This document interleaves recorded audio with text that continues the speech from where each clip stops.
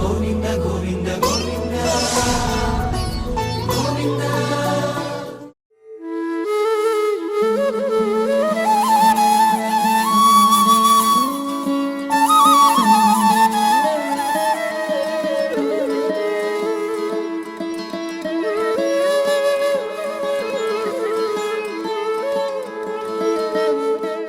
భగవత్ రామానుజ దివ్య పరంపరలను నిరంతరం పాటించే ఆచరణశీలి, వైఖానస సంప్రదాయాల ఆచరణల సదాచారులు, తిరుమల స్వామివారి నిత్య కైంకర్యాలతో తరించే సత్పురుషులు, తిరుమల తిరుపతి దేవస్థానముల పెద్దజియంగార్ మఠాధీశులు మరియు చిన్నజీయర్ స్వామివారితో కలిసి సంయుక్తంగా అందించే మంగళకర కార్యక్రమమే గురువే దైవం.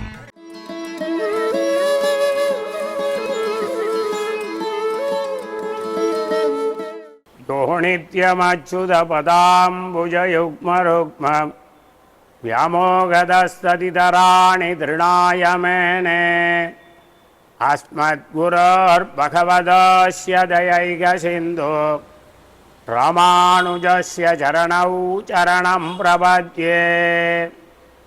పీఠాధిపతులు అందరూ కూడా రామానుజుల యొక్క ఆజ్ఞ వల్ల ఈ చాతుర్మాస సంకల్పం గురు ఆజ్ఞ వల్ల, అదే గురు పౌర్ణమి అంటారు, వ్యాస పౌర్ణమి అంటారు. తిరుమల తిరుపతిలో దేవస్థానంలో పెద్దజీయంగారు చిన్నజీయంగారు అనేవారు రామానుజుల ఆజ్ఞ ప్రకారం చాతుర్మాస వ్రతాన్ని ప్రారంభం చేస్తారు. అందరూ శిష్య బృందులు కూడా అందరూ కూడా వచ్చి స్వామివారి అనుగ్రహాన్ని పొంది మంత్రాక్షత పొంది ఆశీర్వాదం తీసుకుంటారు. నిత్యశ్రీ నిత్యమంగళం రామానుజర్ తిరువడిగలే శరణం.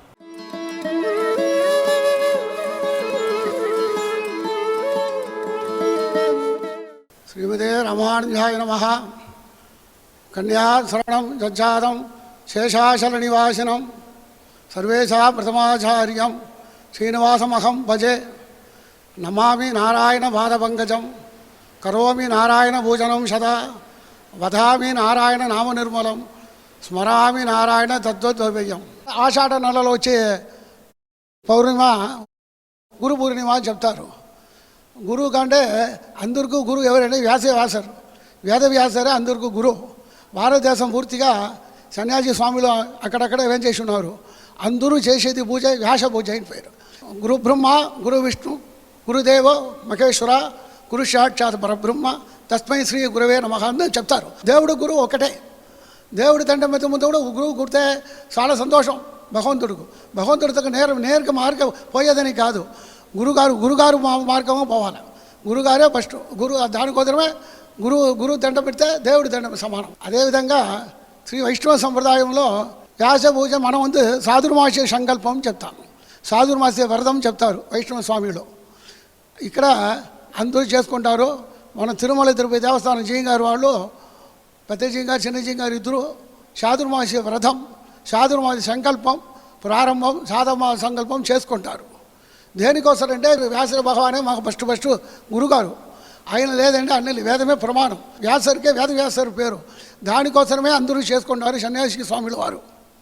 చాతుర్మాస వ్రతం అంటే ఏమంటే 4 నెలలకు ఎక్కడ పోకూడదు. తీర్థయాత్ర కానీ శోభయాత్ర కానీ ఏ ఊరికి ఒకే ఊరిలో ఉండాలి. అక్కడే ఉండి జపం చేసుకొని పూజ చేసుకొని దేవుడికి ఆరాధన చేసుకొని ఆ ఊర్లో ఉండాలి. ఒకే ఊళ్ళో ఉండేదానికే చాతుర్మాస సంకల్పం చాతుర్మాస వ్రతం చెప్తారు. మన పెద్ద జీగారు చిన్న జీగారు మాట తిరుమల తిరుపతి రెండు ఒకే ఊరు. ఆ లెక్కలలో ఇక్కడ తిరుపతి తిరుమలలో మనం ఉంటాము. అందరూ చేసుకుంటారు. వైష్ణవ సంప్రదాయాలు మాత్రమే చాతుర్మాస సంకల్పం చెప్తారు. ఇక్కడ తిరుమల తిరుపతి దేవస్థానంలో పెద్ద జీగారు కానీ చిన్న జీగారు ఇద్దరికో విశేష మర్యాద ఏర్పాటైంది పూర్వకాలంలో. దేనికోసమంటే భగవద్ రామానుజుల వారు వచ్చి ఇక్కడ తిరుపతిలో కైంకర్యం చేసినారు. దానికోసం ఆ పీఠంలో వచ్చే పరంపరలో పెద్ద జీగారు చిన్న జీగారు ఇప్పుడు కూడా ఆనాటి నుంచి ఈనాడు వరకు కైంకర్యం చేస్తూ ఉన్నారు. ఆ కైంకర్య కోసం ఒక్కరోజు విశేషంగా తిరుమలలో కైంకర్య కోసం మర్యాద పూర్వకాలం ఏర్పాటు చేస్తున్నారు. అదేవిధంగా ఇప్పుడు తిరుమల తిరుపతి దేవస్థానం పెద్ద జీగారు వారికి చిన్న జీగారు వారికి ఇద్దరుకు తిరుమలలో విశేషంగా మర్యాద చేసి అందరూ మఠానికి పంపిస్తారు. అందరూ వస్తారు, శిష్యుడు వస్తారు, అందరూ వస్తారు. యువగారు జయగారు అందరూ దగ్గర ఉండి బాగా మర్యాద చేపించారు. ఇంకా విశేషంగా చాతుర్మాస వ్రతం అంటే సన్యాసి వాళ్ళు ఒకే ఊళ్ళో ఉండాలి, అక్కడ వచ్చి స్వామిలో వచ్చి దండం పెట్టాలా, వాళ్ళు దండం పెట్టుకొని అక్కడే ఉంటే ఇంకా విశేషం. ఇది పూర్వ జన్మ పాపంపై పుణ్యం వస్తుంది. దేనికంటే మామూలుగా రోజు దండం పెడితే మామూలు, చాతుర్మాస వ్రతం సందర్భంలో కైంకర్యం చేసే స్వామివారి దండం పెడితే 7 జన్మ పాపం పోతుంది. అది మాత్రం కాదు, చాతుర్మాస వ్రతం చెప్తే ఒకే ఊళ్ళో ఉండాలి, వేరే ఎక్కడ వెళ్ళకూడదు, యాత్ర పోకూడదు, శోభయాత్ర పోకూడదు. దానికోసమే చాతుర్మాస్యం. సోమస్తు నిత్యం, నిత్యశ్రీ నిత్యమంగళం, సకల కళ్యాణ సమృద్ధి రస్సు.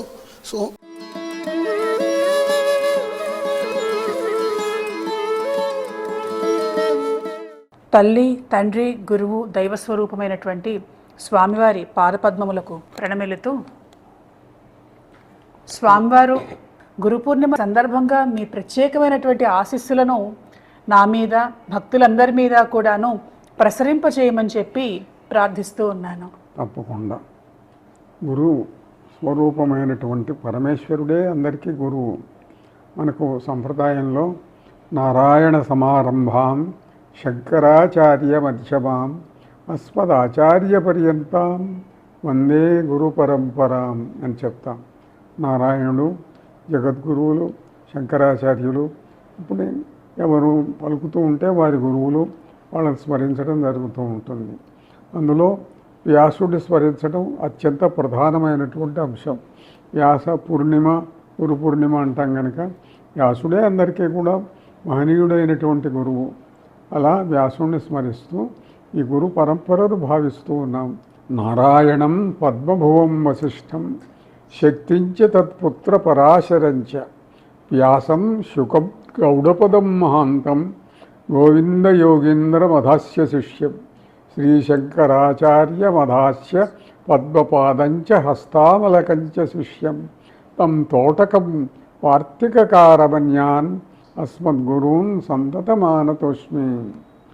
నారాయణుడు, నారాయణుని యొక్క కుమారుడు బ్రహ్మ, బ్రహ్మకుమారుడు వశిష్ఠుడు, వశిష్ఠుడి కుమారుడు శక్తి, శక్తి కుమారుడు పరాశరుడు, పరాశరుడి కుమారుడు వ్యాసుడు, వ్యాసుడి తర్వాత వచ్చినటువంటి వాళ్ళు శుకుడు, గౌడపాదుడు, గోవిందయతి, శంకరాచార్యుల వారు, వారి శిష్యులు ఇంకా తోటకాచార్యులు, సురేశ్వరాచార్యులు, పద్మపాదులు అందరిని గురించి కూడా స్మరించడం జరుగుతూ ఉంటుంది. స్వామివారు మనం కొన్ని సంఘటనలు, సందర్భాలు చూస్తే సిద్ధుల కథల్లో కానీ భక్తులు గురువుని వెతుక్కుంటూ అన్వేషించి గురు పాదాల చెంత చేరినటువంటి సంఘటనలు కనిపిస్తున్నాయి. అయితే ఇవాల్టి కాలంలో గురువును ఎలా చేరుకోగలగాలి, ఫలానా వ్యక్తే నా గురువు అని ఒక సామాన్యమైనటువంటి వ్యక్తి ఎలా తెలుసుకోగలుగుతాడు స్వామివారు? తెలుసుకోవటం అన్నది సులభ సాధ్యం కాదు. ఎందుకంటే గురువు శిష్యుడిని కనుక వెతికేటట్టయితే గురువు సిద్ధుడు కాబట్టి తగిన యోగ్యులు ఎవరో ఆయన ఎన్నుకోగలడు సిద్ధ గురువు. కానీ శిష్యులు సామాన్యులు కాబట్టి వాళ్ళు నిజమైన గురువు ఎవరో తెలుసుకోలేరు. తెలుసుకోవటానికి అన్వేషణ లౌకికమైన మార్గంలో ఒకటి. 2, పరంపరలో ఉన్నటువంటి పీఠములు, శంకర పీఠాలు, మహనీయులైనటువంటి సద్గురువులు స్థాపించిన ఆశ్రమాలు, అక్కడ మహాపురుషులు ఉంటారు. అందువల్ల అక్కడ దాంట్లో సందేహించవలసిన అవసరం ఏమీ లేదు. లేదా ఇంకో మార్గం కూడా ఉన్నది. అత్యంత ప్రామాణికమైనటువంటి మేరుతంత్రంలో ఒక విషయం చెప్పారు. ఇంకో మంత్రం తీసుకోవాలనుంది, ఒక దేవత అంటే నీకు ఇష్టం, కానీ ఆ మంత్రసిద్ధుడైన గురువు నీకు దొరకలేదు, ఎవరో తెలుసుకోలేకపోతున్నావు, అప్పుడేం చెయ్యాలి అనే ప్రశ్న వేసి దానికి సమాధానం మేరుతంత్రం చెప్పింది.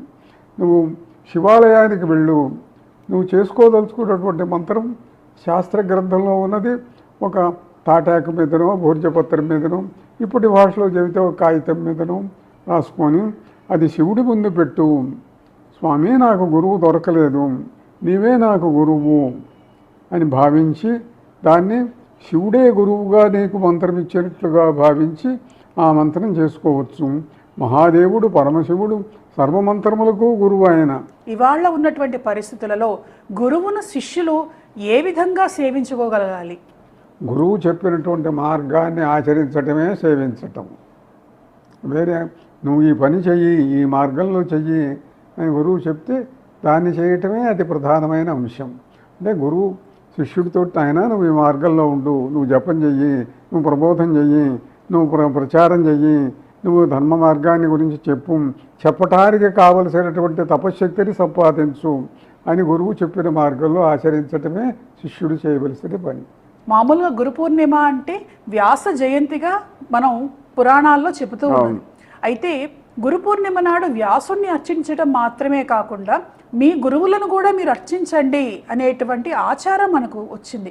దానికి కారణం ఏమిటి స్వామివారు? దానికి కారణం ప్రత్యేకంగా ఉన్నది. ఇప్పుడు గురు పరంపర ఉన్నది. ఎప్పుడైతే వ్యాసుణ్ణి చెప్పామో వ్యాసుడి నుంచి వచ్చినటువంటి పరంపర ఉన్నది. అంటే ఇప్పుడు శంకరాచార్యులు ఉద్భవించినటువంటి రోజు శంకర జయంతి చేస్తాం, కానీ ఆ రోజును గురు పూజకి ఎక్కువ ప్రాధాన్యత లేదు. కేవలం గురు పూర్ణిమకు మాత్రమే అంత ప్రాధాన్యత ఉన్నది. ఇది ఆచారంగా వచ్చింది. ఈ గురు పూర్ణిమ నాడు జగద్గురువులుగా మాత్రమే కాకుండా జగత్తును అనుగ్రహించేటువంటి దైవంగా అందరికీ కూడా మీ ఆశీస్సులను అందజేయండి స్వామివారు. మీ భక్తికి సూచన మాత్రమే అది. నాకు సంబంధించినంత వరకు ఏమిటి ఎట్లా ఉంటుంది అని అంటే, శంకరుల సంప్రదాయాన్ని అనుసరించి అహం దేవో నచాన్యోష్మి బ్రహ్మైవాహన్న శోకభాక్, నేనే దేవుణ్ణి, నాకు దుఃఖం లేదు అని చెప్పి శంకర సంప్రదాయంలో అహం బ్రహ్మాస్మి అని చెప్పడం జరిగింది.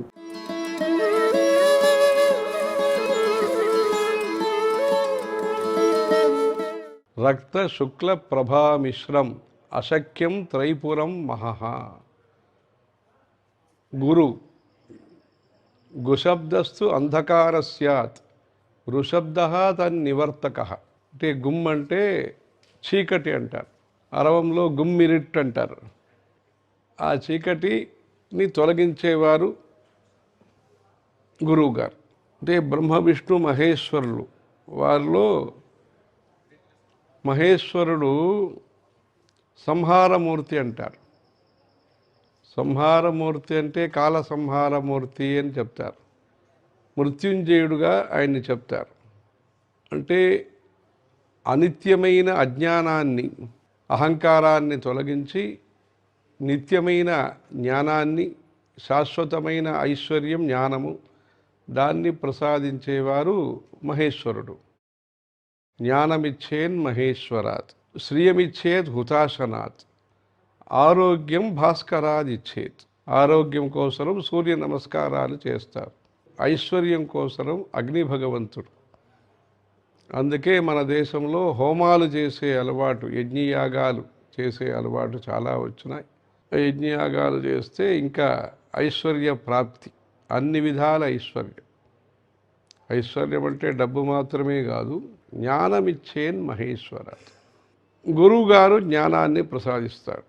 ఆ భగవంతుడు కూడా గురు స్వరూపంలో ఉంటారు.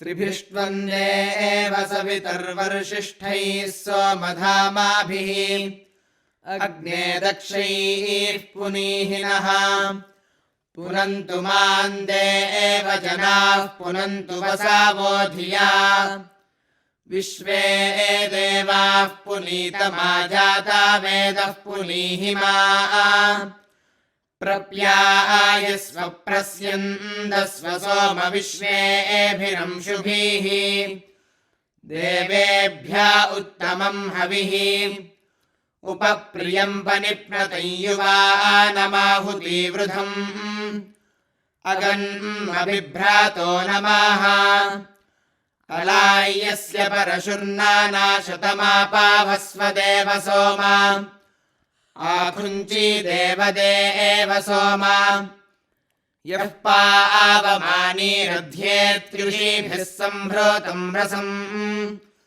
సర్వం సపూతమశ్నాది స్వదితం మాతరిష్వానా పావమానీర్యో అధ్యేత్యుషీభిః సంభృతం. వ్యాసాయ విష్ణురూపాయ వ్యాసరూపాయ విష్ణవే నమో వై బ్రహ్మనిధయే వాసిష్ఠాయ నమో నమః.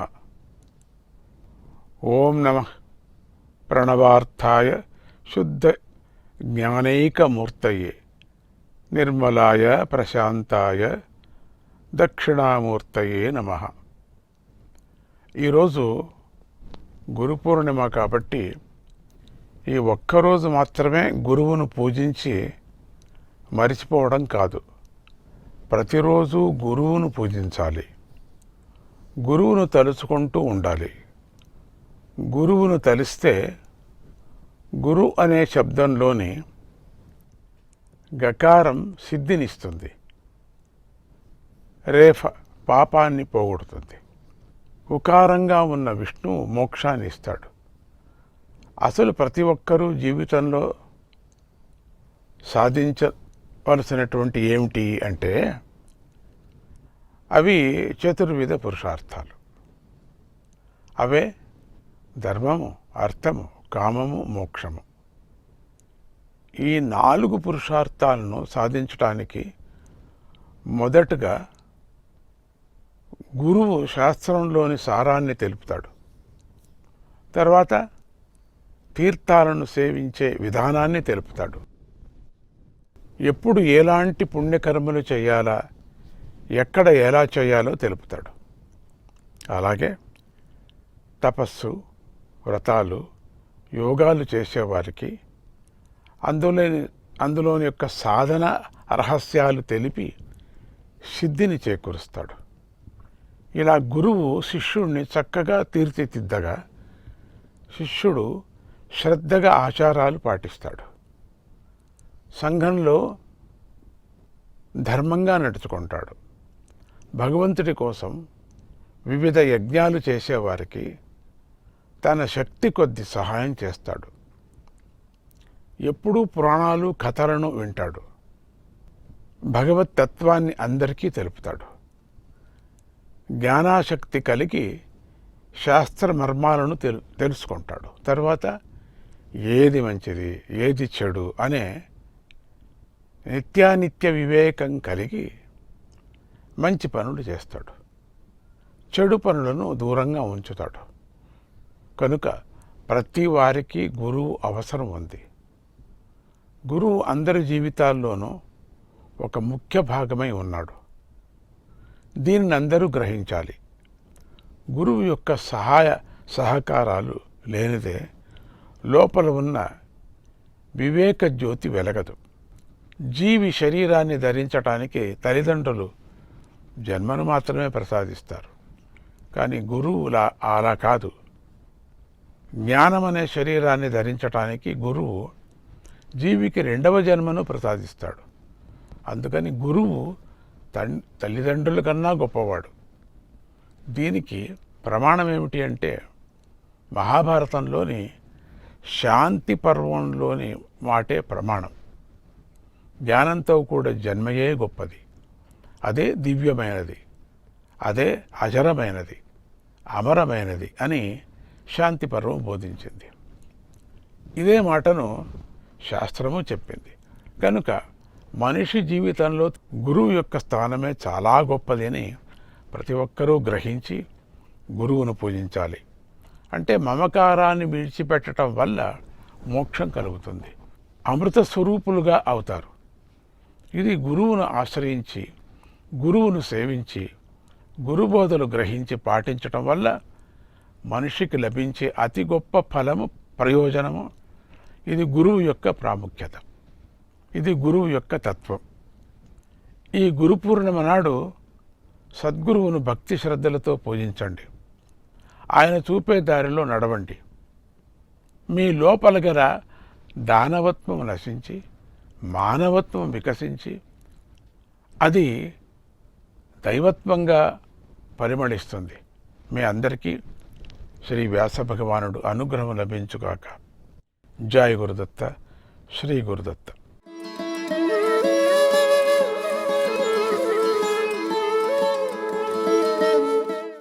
జై గురుదత్త, శ్రీ గురుదత్త. శ్రీ గణేశాయ నమః, శ్రీ సరస్వత్యై నమః, శ్రీపాదవల్లభ నరసింహ సరస్వతి, శ్రీ గురు దత్తాత్రేయాయ నమః, శ్రీ గణపతి సచ్చిదానంద సద్గురుభ్యో నమో నమః. గురుర్బ్రహ్మా గురుర్విష్ణుః గురుర్దేవో మహేశ్వరః, గురు సాక్షాత్ పరం బ్రహ్మ తస్మై శ్రీ గురవే నమః. అందరికీ గురు పూర్ణిమ శుభాశీస్సులు. మన భారతీయ సనాతన సంప్రదాయంలో అన్ని పండుగల కన్నా కూడా చాలా ముఖ్యమైన పండుగ అంటే గురువుకి సంబంధించిన గురు పూర్ణిమ అనేటువంటి పండుగ. వ్యాస పూర్ణిమ అని కూడా ఈ రోజుకి పేరు. ఆషాఢ శుద్ధ పూర్ణిమను వ్యాస పూర్ణిమ అని, గురు పూర్ణిమ అని పిలుస్తారు. ఇది అందరికీ చాలా ముఖ్యమైనటువంటి రోజు. గురువు లేకపోతే మన జీవితమే లేదు. జీవితంలో చాలా ప్రధానమైనవి రెండు. అవి రెండు గుర్తుంచుకోవాలి మనం. నిధాయ హృది విశ్వేశం విధాయ గురువందనం. ఇవి రెండు చాలా ముఖ్యమైనవి. హృది విశ్వేశ నిధానం అంటే హృదయంలో భగవంతుణ్ణి పరమేశ్వరుణ్ణి ఉంచుకోవటం, నిలుపుకోవటం, నిరంతరంగా స్మరించుకోవటం. రెండవది గురువందన విధానం. గురువుని నమస్కరించుకోవటం, గురువుని స్మరించుకోవటం, గురు పాదసేవ, గురు వాక్యాచరణ. ఇవి రెండూ గనక ఉంటే, ఒకటి భగవన్నామ స్మరణ, రెండవది గురువాక్య ఆచరణ. ఇవి రెండు ఉంటే అందరి జీవితాలు బాగుంటాయి. ఇంకేమీ అక్కర్లా, ఇవి రెండు చేస్తే చాలు. ఇటు సామాజికంగా జయం కావాలి అన్నా, అటు ఆధ్యాత్మికంగా విజయం కావాలి అన్నా కూడా ఇవి రెండు చాలా ముఖ్యమైనవి అని వేదశాస్త్ర పురాణాలు ఉద్ఘోషిస్తూ ఉన్నాయి. ఎన్నెన్నో కథలు, ఎన్నెన్నో ఉదాహరణలు. అటువంటి గురువుకి సంబంధించిన పండుగ గురు పూర్ణిమ. అందరూ ఆచరించుకోవలసిన పండుగ గురు పూర్ణిమ. గురువు విషయంలో భక్తిగా ఉందాము, ఆ గురువుని సేవించుకుందాము, గురువు చెప్పిన మార్గంలో నడుచుకుందాం, గురువు అనుగ్రహానికి అందరము పాత్రులమవుదాం.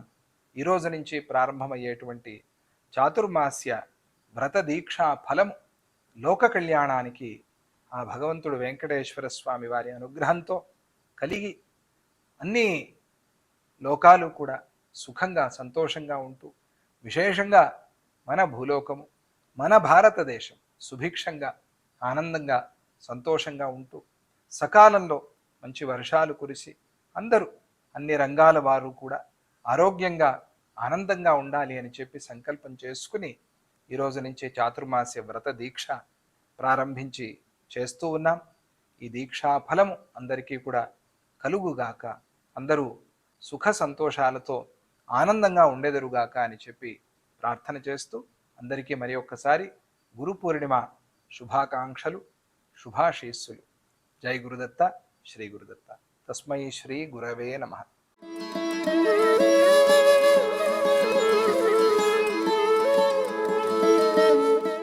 స్వామి, గురువు అంటే గురి. అలాంటి సద్గురువులను పొందిన మహాభాగ్యశాలి మీరు. సనాతన సాంప్రదాయ ధర్మానికి మీరు ఒక ప్రతినిధిలాగా ఈనాడు నిలబడి ఉన్నారు. మరి మీ దృష్టిలో గురువుకి ఎలాంటి ప్రాధాన్యత ఉందో తొలిగా తెలుసుకోవాలండి స్వామి. ప్రతి ఒక్క మనిషికి తన జీవితంలో గురువు యొక్క మార్గదర్శనం అనేది చాలా చాలా అవసరం. భగవంతుడు మనకి ప్రత్యక్షంగా కనబడడు. అంటే ప్రత్యక్షంగా భగవంతుడిని చూడడం అనేది చాలా దుర్లభం. కానీ అదే భగవంతుడు ఇంకొక రూపంలో మనతో ప్రత్యక్షంగా ఉంటూ మనకి మార్గదర్శనం చేస్తూ ఉంటాడు. అటువంటి రూపమే గురువు యొక్క రూపం.